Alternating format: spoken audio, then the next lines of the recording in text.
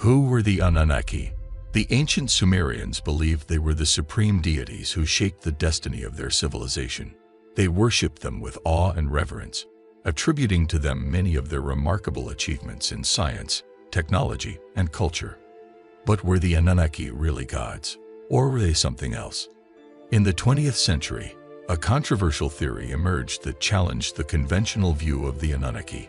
Some researchers claimed that they were not mythical beings, but extraterrestrial visitors from a distant planet called Nibiru. They argued that the ancient texts and artifacts contained hidden clues that revealed the true nature and origin of the Anunnaki. They also suggested that the Anunnaki had a profound influence on human history, not only in Mesopotamia, but across the world. But how credible is this theory? Is there any evidence to support it? And what are the implications for our understanding of ourselves and our place in the universe? In this documentary, we will explore the mythology and theories surrounding the Anunnaki, from their ancient origins to their modern interpretations. We will examine the sources and arguments of both sides of the debate and try to separate fact from fiction. We will also hear from experts in various fields, such as archaeology, history, linguistics, astronomy, and genetics, who will share their insights and opinions on this fascinating topic. To understand who the Anunnaki were, we need to go back to their roots in ancient Mesopotamia. Mesopotamia was a region in the Middle East that spanned present-day Iraq and Iran. It was home to some of the earliest civilizations in human history, such as Sumer, Akkad, Babylon, and Assyria. These civilizations developed complex societies with advanced knowledge in writing, mathematics, astronomy, law, art, and religion. The Sumerians were one of the first peoples to inhabit Mesopotamia. They emerged around 4500 BC and flourished until about 1750 BC.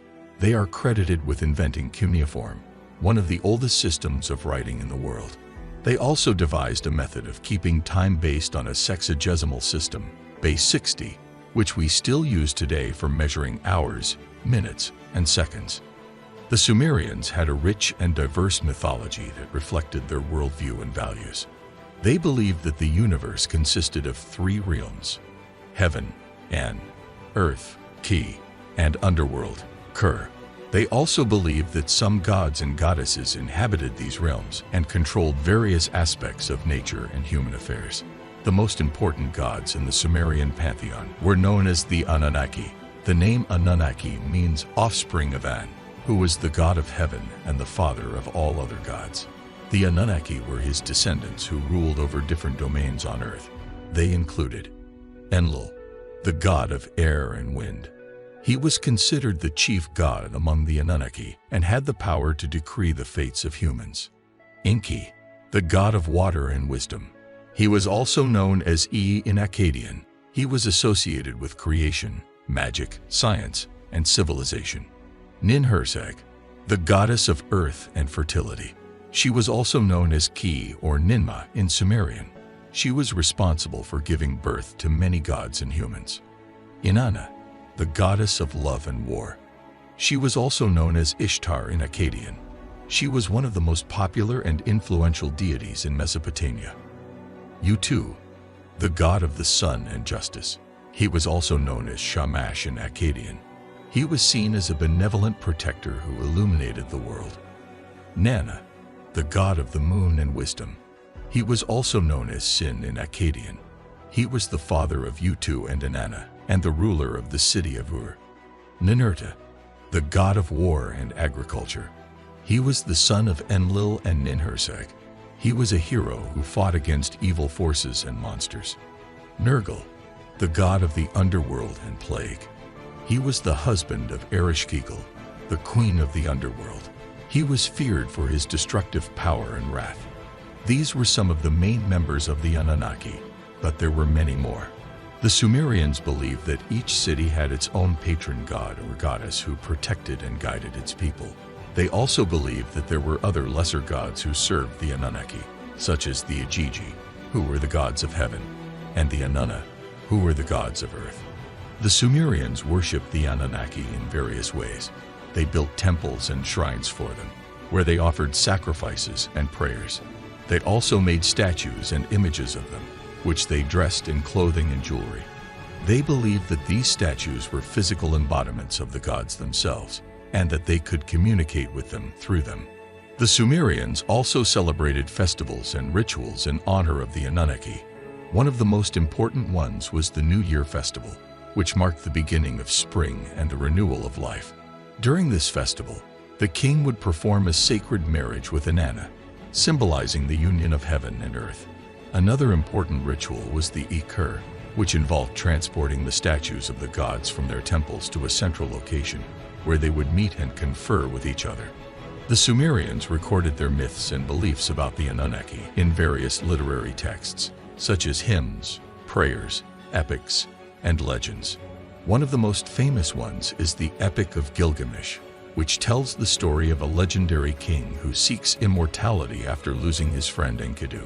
Along his journey, he encounters many gods and goddesses, including Enlil, Ninhursag, Utu, Nana, Inanna, and Utnapishtim. The Epic of Gilgamesh is one of the oldest written stories in human history. It contains many themes and motifs that are still relevant today, such as friendship, love, death, heroism, and the meaning of life. He was a legendary king of Uruk who was 2/3 god and 1/3 human. He was a tyrant who oppressed his people until he met his friend Enkidu, a wild man created by the gods to challenge him. Together, they went on many adventures, such as killing the monster Humbaba and the Bull of Heaven. However, Enkidu died as a punishment for their deeds, and Gilgamesh became obsessed with finding the secret of immortality. He sought out Utnapishtim, the survivor of the flood, who told him his story and gave him a test to stay awake for 6 days and 7 nights. Gilgamesh failed the test, but Utnapishtim's wife gave him a plant that could restore his youth. However, on his way back, a snake stole the plant and shed its skin, while Gilgamesh returned to Uruk empty-handed but wiser. The Sumerian civilization eventually declined due to various factors, such as invasions, droughts, and social unrest. However, their legacy was preserved by their successors, such as the Akkadians, Babylonians, Assyrians, and Persians. These people adopted many aspects of Sumerian culture, including their writing system, mathematics, astronomy, law, art, and religion. They also continued to worship the Anunnaki under different names and forms. But what if there is more to this mythology than meets the eye? What if there is a hidden truth behind these ancient stories? What if the Anunnaki were not just gods, but aliens? In 1976, a Russian-born author named Zecharia Sitchin published a book called The 12th Planet. In this book, he proposed a radical theory that challenged the conventional understanding of the Anunnaki. He claimed that they were not gods, but aliens from a hidden planet in our solar system. Sitchin based his theory on his own interpretation of ancient Mesopotamian texts and artifacts. He claimed that he had deciphered the cuneiform writing and discovered a secret history of humanity that had been suppressed by mainstream scholars. He argued that the ancient texts contained coded messages and scientific knowledge that could only have come from an advanced extraterrestrial civilization. According to Sitchin, the Anunnaki came from a planet called Nibiru, which he identified as the 12th planet in our solar system. He said that Nibiru had an elliptical orbit that brought it near the Earth every 3,600 years. He also said that Nibiru was the home of a race of humanoid beings who were genetically similar to humans, but much larger and more intelligent. Sitchin claimed that the Anunnaki first arrived on Earth about 450,000 years ago, during the Paleolithic era. He said that they came here in search of gold, which they needed to stabilize their planet's atmosphere. He said that they mined gold in various locations around the world, such as Africa, South America, and Antarctica. Sitchin also claimed that the Anunnaki created humans by genetically modifying the native hominids of Earth. He said that they did this to create a slave race that would serve them and work in their minds. He said that they used their advanced technology and knowledge to manipulate the DNA of the hominids and create different races and cultures. Sitchin further claimed that the Anunnaki were responsible for many of the ancient civilizations and cultures that emerged on Earth. He said that they taught humans various skills and arts, such as writing, mathematics, astronomy, law, religion, and architecture. He also said that they influenced human history by intervening in wars, politics, and social affairs. His theory gained popularity among some segments of the public who found it appealing and intriguing.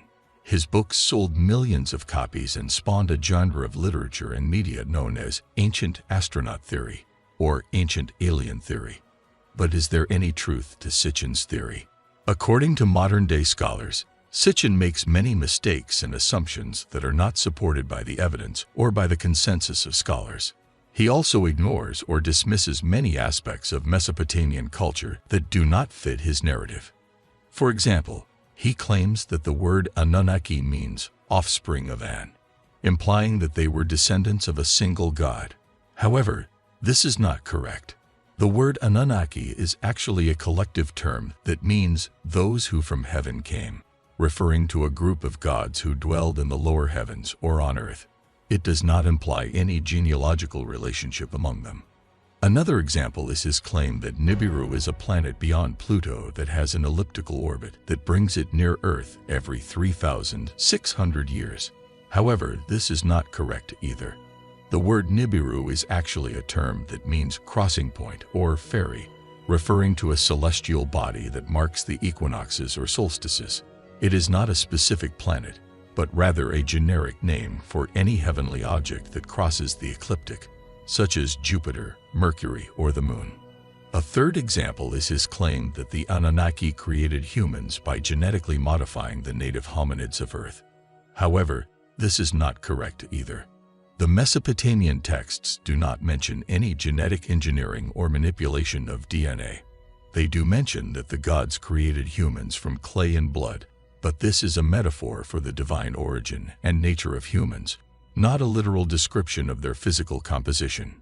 These are just some of the many examples of how Sitchin misreads and misinterprets ancient texts and artifacts. He does not follow the rules and principles of cuneiform writing. He does not consider the historical and cultural context of the texts. He does not consult other sources or scholars. He does not provide any evidence or logic for his claims, and he does not acknowledge or address any alternative or opposing views. So what are your thoughts on this? Do you believe that Anunnaki were real aliens? Let us know your thought in the comments section below. And don't forget to watch our other videos to learn more about fascinating facts. See you guys in the next one.